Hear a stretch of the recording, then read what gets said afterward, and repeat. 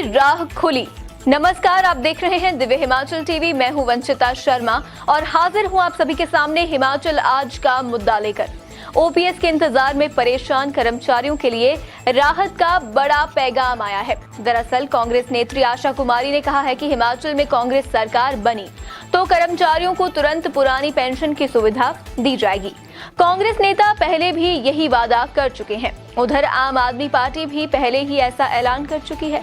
अब देखना ये है कि मिशन रिपीट को जोर लगा रही सत्तारूढ़ भाजपा इस चुनौती से कैसे निपटती है।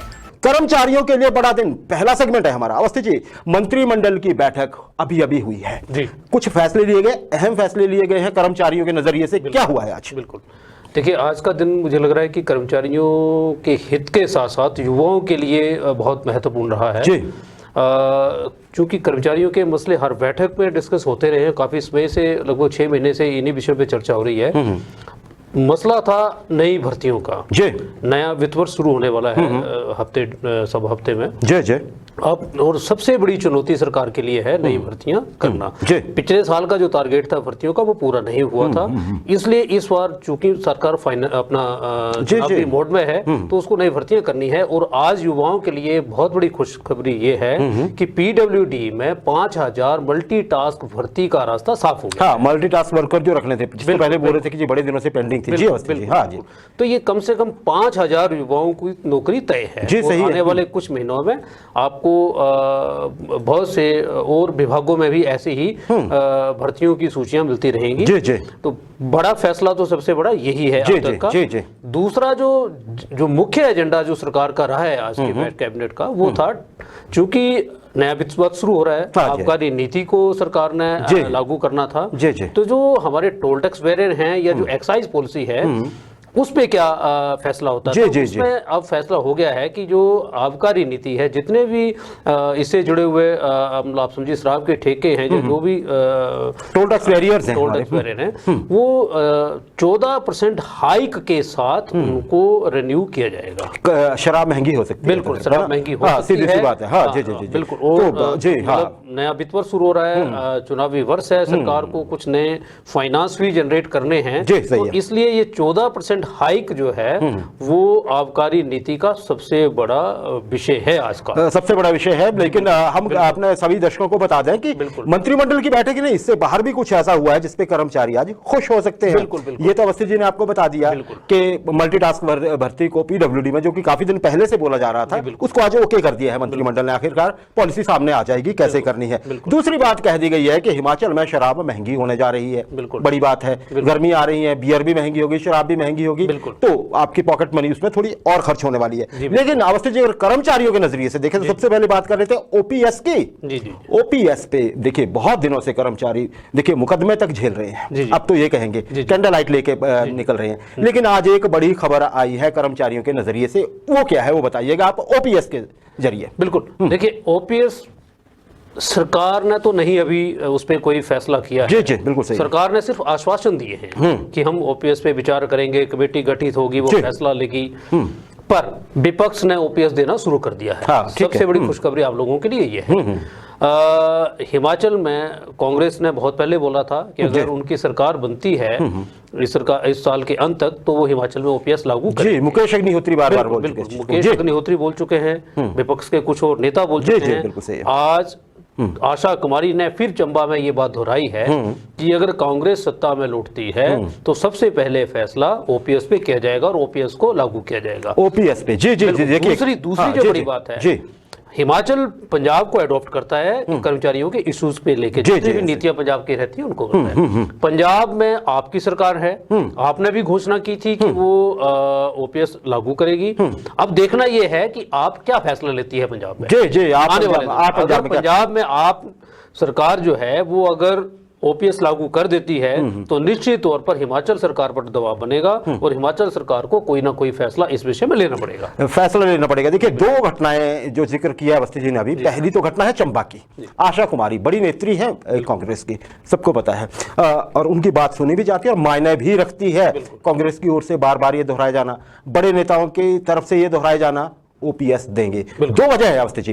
एक तो उनको पता है कि प्रदेश सरकार इस मामले में थोड़ी सी उनको प्रदेश सरकार के रुख का पता है, और ये भी पता है कि एनपीएस कर्मचारी जिनकी संख्या 1.5 लाख के करीब है अवस्थी जी, और वो संख्या बढ़ती ही जाएगी, नई भर्तियां होंगी, सब एनपीएस में तो आएंगे जब तक ओपीएस नहीं है। ये बहुत बड़ा वर्ग तैयार होता जा रहा है कर्मचारियों के बीच में ही एनपीएस वाला, तो कांग्रेस को पता है। तो एक तो खुशखबरी ये है कि कांग्रेस इस मुद्दे को एड्रेस कर रही है और पहला फैसला यही लेंगे, आशा कुमारी ने कहा है। बड़ी बात इसमें यह है कि कांग्रेस सरकार के ऊपर दबाव बना रही है। बिल्कुल सही बात है, बिल्कुल दबाव है। विपक्ष कांग्रेसियों जो कांग्रेसी जितने भी नेता हैं वो दबाव इसलिए बना रहे हैं कि चुनावी वर्ष में सरकार कोई ना कोई इस तरह की घोषणा करे।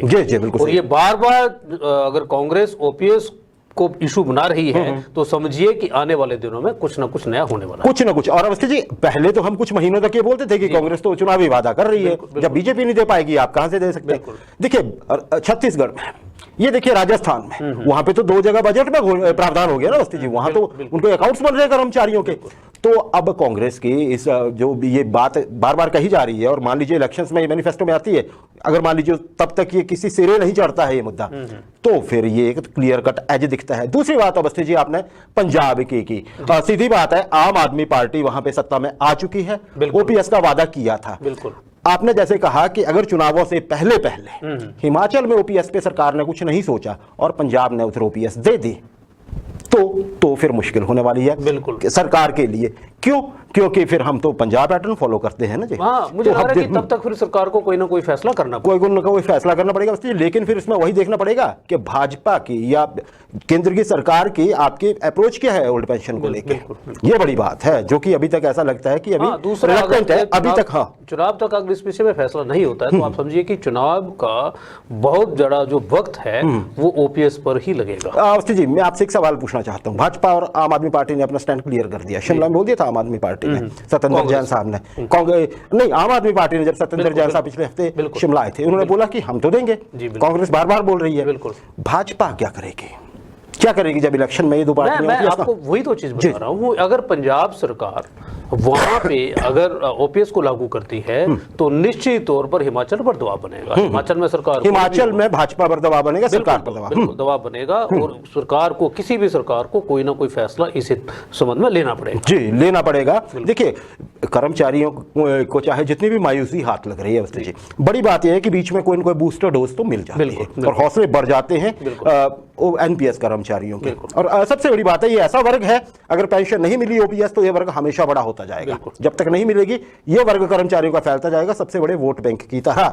अवस्थी जी, एक और अच्छी बात है कर्मचारियों के लिए ही, और ये है सिलाई कटाई अध्यापिकाओं के लिए। बिल्कुल, शिमला में खुशखबरी मिली है। क्या खुशखबरी है? बिल्कुल, देखिए सिलाई अध्यापकों के लिए बजट में कुछ घोषणाएं हुई थी, उनका मानदेय बढ़ा था, 900 रुपया बढ़ा था। हुआ था। और आज वो मुख्यमंत्री का धन्यवाद करने के लिए ये जो वर्ग था वो शिमला पहुंचा था, उनके निवास। बिल्कुल। तो सीएम ने उनको बहुत बढ़िया आश्वासन दिया है। उन्होंने ये बोला है कि हमने आपकी एक डिमांड तो लगभग पूरी कर दी है, जो बजट ये प्रावधान कर दिया है आपके मानदेय का। दूसरी बड़ी बात है कि पंचायतों में अब पंचायत सेक्रेटरी, पंचायत सचिव रखे जाने हैं।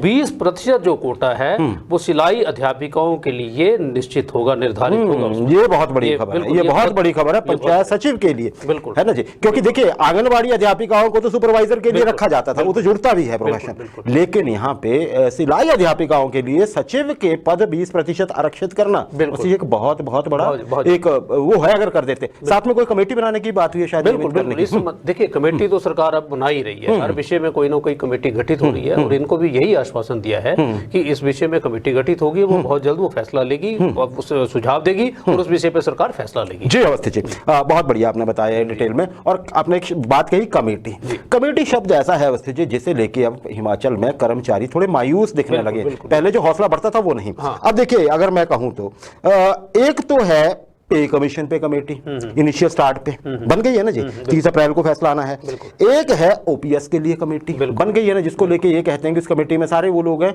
जो ओपीएस लेते हैं, और अब ये देखना है कि वो एनपीएस को गलत कैसे सही कैसे ठहराएंगे खुद ओपीएस लेते हुए।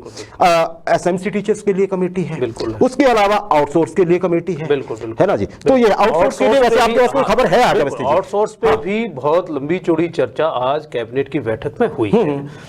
वो बहुत जल्द इस पे फैसला सरकार ले लेगी। साथ में ही एक प्रतिनिधि मंडल आज महेंद्र सिंह ठाकुर जी से मिला था, जो सब कमेटी के अध्यक्ष भी हैं, है ना, आउटसोर्स का। हाँ जी, हाँ जी। तो महेंद्र सिंह ठाकुर जी ने भी उनसे सुझाव मांगे हैं कि आप इस संबंध में कुछ सुझाव दीजिए और आने वाले दिनों में इस पर कोई ना कोई फैसला शायद 29 तारीख कही जा रही है ना, कुछ भी हो हम अगले कार्यक्रमों में आपको कंफर्म कर देंगे और क्या होने वाला है ये भी जरूर बताएंगे। और सोर्स कर्मचारियों के लिए चलिए खुशी की खबर है। लेकिन फिर भी अवस्थी जी, मैंने कुछ कमेटियों के नाम बताए आपको, तो ये कमेटियां जो है ये कितना चुनावी वर्ष में कितना औचित्य समझते हैं आप इनका? देखिए, जैसे आपने पहले चर्चा की कि इतनी कमेटियां गठित हो चुकी हैं। दो विषय हैं, या सरकार किसी भी मुद्दे को लटकाना चाहती है तो वो जाहिर तौर पे मना नहीं करना चाहती है, तो एक मुद्दा ये होता है कि इनकार करना बुरा लगता है। का मतलब है कि आप उस मुद्दे को कुछ समय के लिए डेफर कर रहे हैं। सरकार का जो दबाव, सरकार के ऊपर जो दबाव बन रहा है, सरकार अपना दबाव कुछ समय तक रिलीज आउट करना चाहते हैं, रिलीज करना चाहते हैं, क्योंकि इनकार कैसे कर देंगे किसी के मुंह पे। तो कमेटी जब गठित होती है तो उसका एक समय भी निर्धारित होता है कि 3 महीने में उसकी रिपोर्ट आएगी, 4 महीने में आएगी, 1 महीने में आएगी, या फिर समय नहीं दिया जाता है, जैसे कि ओपीएस के मामले में कहा गया, उनको शायद कोई अभी टाइम लिमिट नहीं दी गई है ना जी। तो तब तक फिर होता क्या है कि वो मुद्दा जो था वो गौण हो जाता है और सरकार फिर नई स्ट्रेटजी उस मुद्दे के ऊपर बना लेती है। जी। तो बड़ी बात तो यही है कि जब भी कमेटी गठित होती है तो आप समझिए कि कम से कम सरकार अपने प्रेशर को रिलीज कर रही है। जी अवस्थी जी, अपने प्रेशर को रिलीज कर रही है। देखिए, सबसे बड़ी बात क्या है आज के सेगमेंट में जो हम चर्चा कर चुके हैं अभी तक की, एक तो युवाओं के लिए आपने शुरुआत वहां से की। देखिए, ये भी बहुत बड़ा वर्ग है ना, रोजगार तो हर किसी को चाहिए और सरकारी सेक्टर में मिल जाए आज के जमाने में तो और चाहिए क्या, बहुत है ना। 5000 युवाओं को अगर पीडब्ल्यू में मल्टीटास्कर, हालांकि क्लास 4 के पद होंगे, लेकिन फिर भी अगर जो लोग इंटरेस्टेड है इसमें जाने के लिए, उनके लिए तो ऑप्शन है।